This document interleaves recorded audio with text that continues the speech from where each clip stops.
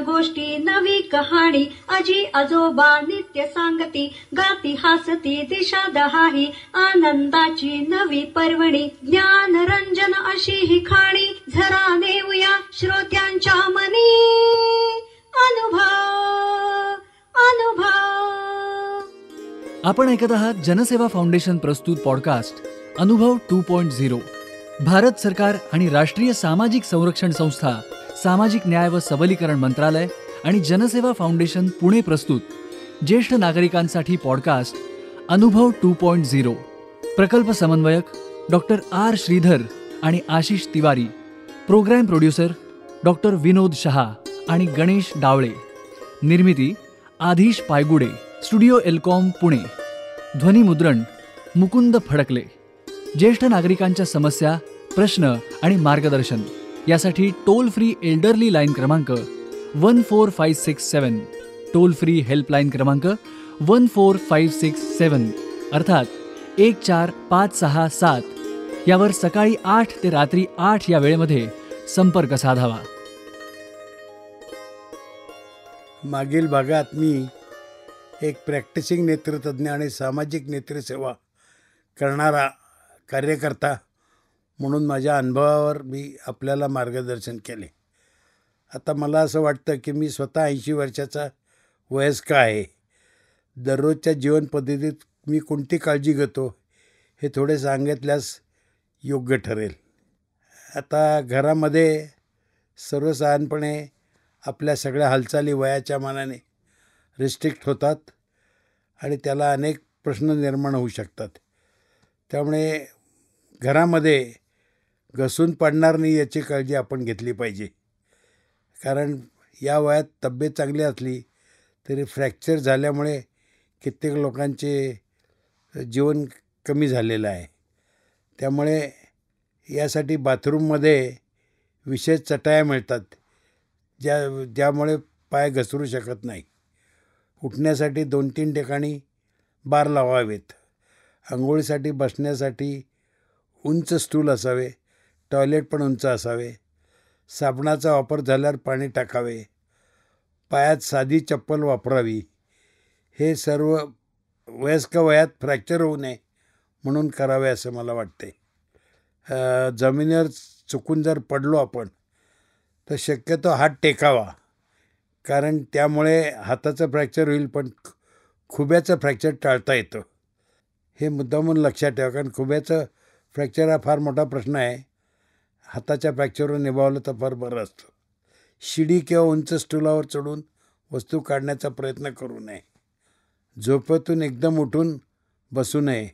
एका कुशीवर वळून हळूहळू उठून बसावे. 1-2 मिनिटांनी चालावे. चक्करसारखे वाटत असेल तर न लाजता काठीचा उपयोग जरूर करावा सपोर्ट म्हणून. आणि त्याला सपोर्ट असणारी काठी, खाली सपोर्ट असतं अशा काठीचा जास्त उपयोग होतो. त्या जास्त सुरक्षित असतात. कमरपट्टा, मानेचा पट्टा, कानाचे मशीन जरूर लागल्यास वापरावे. साईड बारचा उपयोग जिने चढताना करावा. शक्यतो दुसऱ्या मजल्यावरून पासून लिफ्टचा उपयोग करावा. दररोजच्या जीवनामध्ये ऑनलाईनवरचे व्यवहार, बँकिंग, वस्तू मागवणे इत्यादी शिकून घ्यावेत.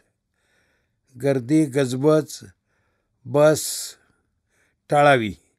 लांब पल्ल्याची आणि डायरेक्ट बसचा वापर करावा. बिन फुटपाथच्या रस्त्यावर चालू नये. सर्व प्रकारचे मित्र जपावेत. मग त्यात वर्गमित्र, शेजारी, व्यवसायातील, नोकरीतील, जनरल प्रॅक्टिशनर, डॉक्टर एक मित्र असावा. बाहेर जाताना खिशात घरचा पत्ता व नातेवाईकांचे नंबर असलेली चिठ्ठी कायम ठेवावी.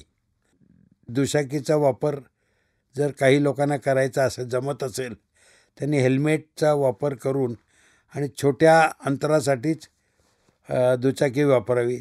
लांब अंतरासाठी गर्दीमध्ये घेऊन जाऊ नये.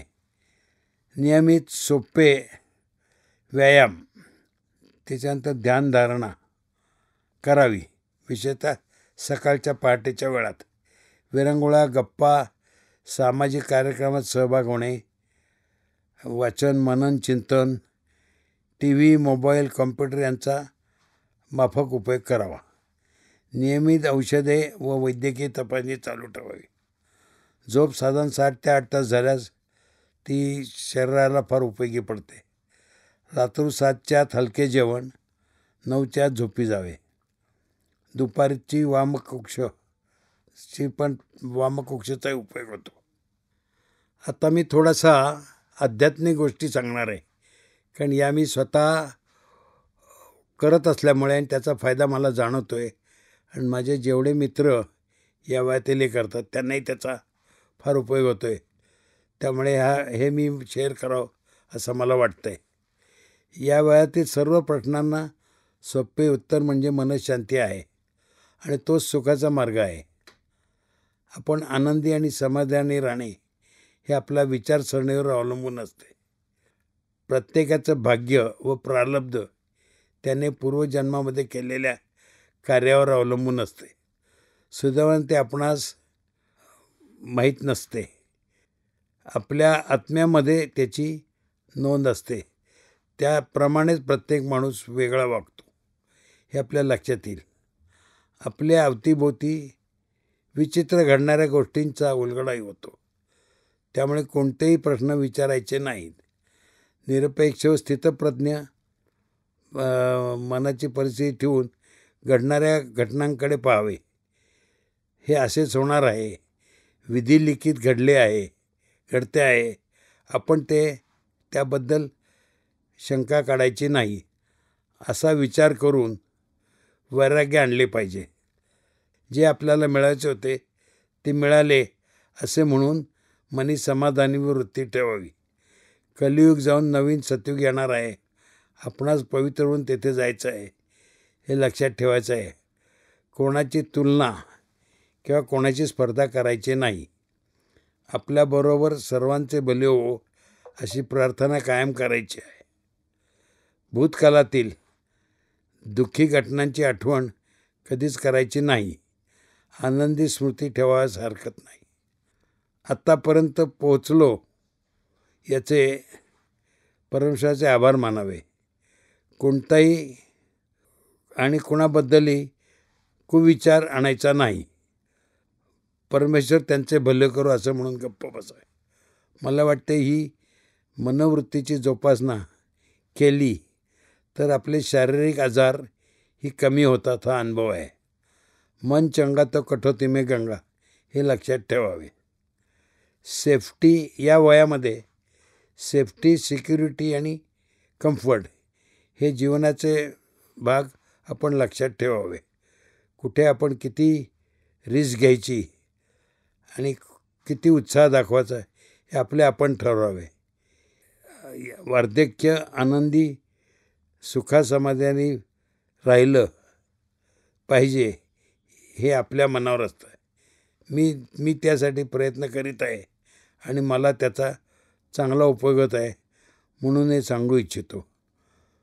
मानवसेवा हीच ईश्वर सेवा हे लक्षात ठेवून बहुजन हिताय बहुजन सुखाय असं पुरुषार्थी काम करीत राहावं हाच खरा परमार्थ आहे. सर्वात शेवटी मला डॉक्टर विनोद शहा हे माझे सहकारी मित्र, समविचारी आणि सामाजिक कामामध्ये अग्रेसर असलेले माझे मित्र यांनी मला हे माझे विचार मांडण्याची संधी या निमित्ताने दिली. त्याबद्दल मी त्यांचे आणि जनसेवा फाउंडेशनचे आभार मानतो. मला असं वाटतं की ही कल्पना जी आहे अनुभव सांगण्याची ही खरोखर उल्लेखनीय आहे आणि त्यामध्ये आपण सर्वांना या उतार वयात मी शुभेच्छा देतो. धन्यवाद. जय हिंद, जय महाराष्ट्र.